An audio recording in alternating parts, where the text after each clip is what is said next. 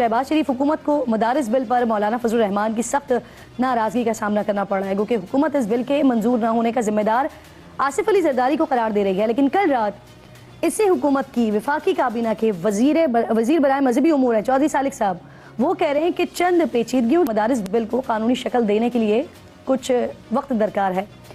मेरे प्रोग्राम में ही कल सरबराह जामियात रशीद मुफ्ती अब्दुल रहीम साहब ने भी इस हवाले से एतराज़ उठाया कि मौलाना फजल रहमान मदारिस को वजारत सनअत व तिजारत के तहत चलाना चाहते हैं।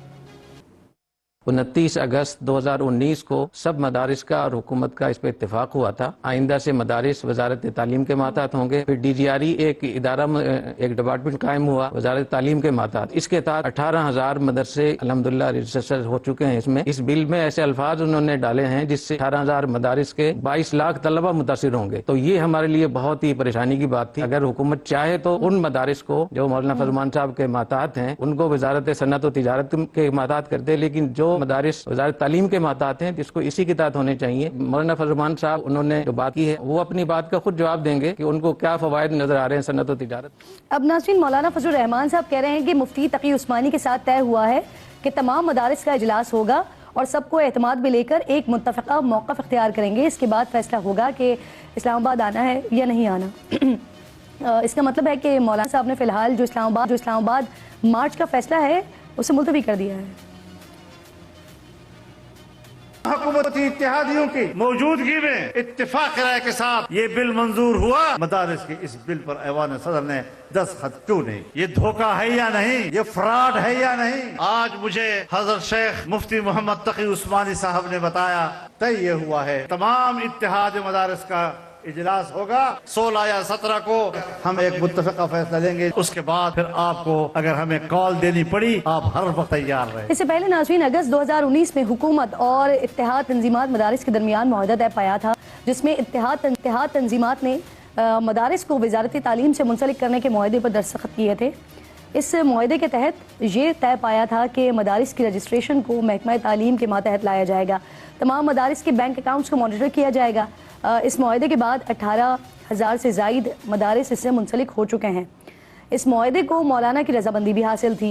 ये भी कहा जा रहा है कि FATF के तहत मदारिस अपने अकाउंट्स की तफसीलात शेयर करने के पाबंद हैं और मौलाना जो कानून चाहते हैं उसके तहत ये मुमकिन नहीं है।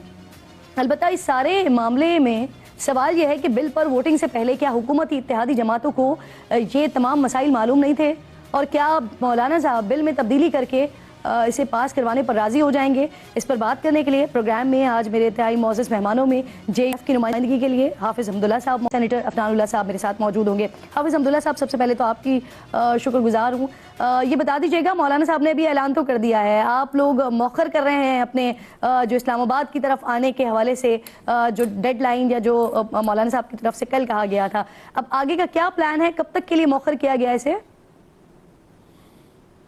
बिस्मिल्लाहिर्रहमानिर्रहीम, बहुत शुक्रिया। देखिए, जब से ये 26वीं आईनी तरमीम का सिलसिला शुरू हुआ तो 26वीं आईनी तरमीम की मंजूरी और दोनों ऐवानों से पास होने के वक्त उससे पहले 1 महीना मुसलसल मुशावरत होती रही। मौलाना साहब कराची गए, पीपल्स पार्टी की क़ियादत के साथ वहाँ बैठे, इत्तिफाक हुआ।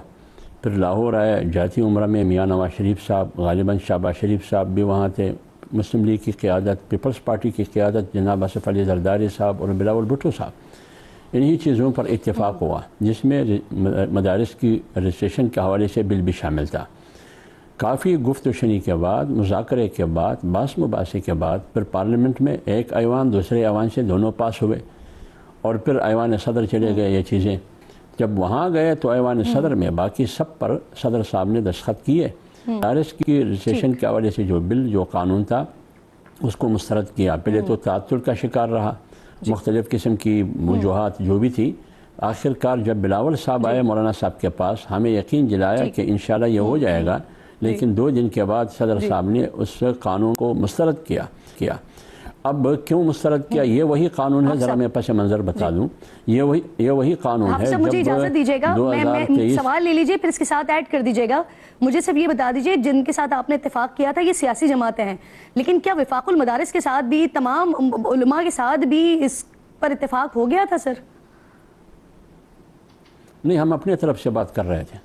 آج آپ نے جو مولانا تقی صاحب کی بات کی تو یہ وفاق المدارس کے صدر ہیں نا، 5 تنظیمات کا صدر ہے عمر مفتی منیب الرحمان، تو وہ آن بورڈ تھے جب جو 2023 میں پی ڈی ایم کی حکومت تھی تو یہ سارے آن بورڈ تھے، ان کی مشاورت۔ میری بات تو سنیے نا، میری بات تو سنیے، جامعۃ الرشید وفاق المدارس کا حصہ نہیں ہے، میں وفاق المدارس کی بات کر رہا ہوں۔ وفاق المدارس میں 23,000 مدارس ہیں، 5 یا 6 تنظیمات ہیں اس میں، ان سب نے، ان تنظیمات مدارس نے بالاتفاق 2023 میں جو اتفاق ہوا اس پر، اس حکومت میں پیپلز پارٹی بھی تھی، پی ڈی ایم کی حکومت میں JUI بھی شریک تھی، اور میاں شہباز شریف صاحب وزیر اعظم تھے، مسلم لیگ کی حکومت تھی، لیڈنگ صورت اور شکل ان کی تھی۔ تو جب پارلیمنٹ میں یہی قانون آیا، 1-2 خواندگی ہوئی، پھر روک دیا گیا۔ کیوں روکا گیا یہ تو ایک الگ سوال ہے۔ وہی بل جو 2023 میں اس وقت نہ مفتی عبدالرحیم صاحب نے اعتراض کیا، نہ طاہر اشرفی نے اعتراض کیا، وہی 2023 والا جو بل ہے وہ لایا گیا، ابھی اتفاق ہوا اس پر 26ویں آئینی ترمیم کے ساتھ کہ اس کے ساتھ اس کو بھی پاس کریں گے، دونوں ایوانوں سے پاس ہوا، لیکن ایوان صدر سے مسترد کیا گیا۔ اب وہاں اس طرف سے مفتی عبدالرحیم صاحب جو ہمارے لیے قابل احترام ہے، اور طاہر اشرفی کی طرف سے کچھ اور باتیں کی جا رہی ہیں، لیکن یہی چیز جو 2023 میں پی ڈی ایم حکومت کر رہی تھی ادھر تو ان کا اعتراض نہیں تھا، اب کیسے اعتراض پیدا ہوا؟ تو اس وقت بھی اعتراض اٹھانا چاہیے تھا جو آج جو اعتراض اٹھا رہے ہیں۔ کہہ رہے ہیں آپ، تو کل ناصر حسین شاہ صاحب کہہ رہے تھے کہ صدر صاحب نے تو وہ بل دیکھا ہی نہیں ہے، جو اعتراضات اس کے اوپر اٹھائے گئے ہیں وہ ان کے عملے کی طرف سے اٹھائے گئے ہیں۔ اس پر میں مزید آگے بات کرتی ہوں آپ سے، پی ٹی آئی اس وقت کیا سوچ رہی ہے؟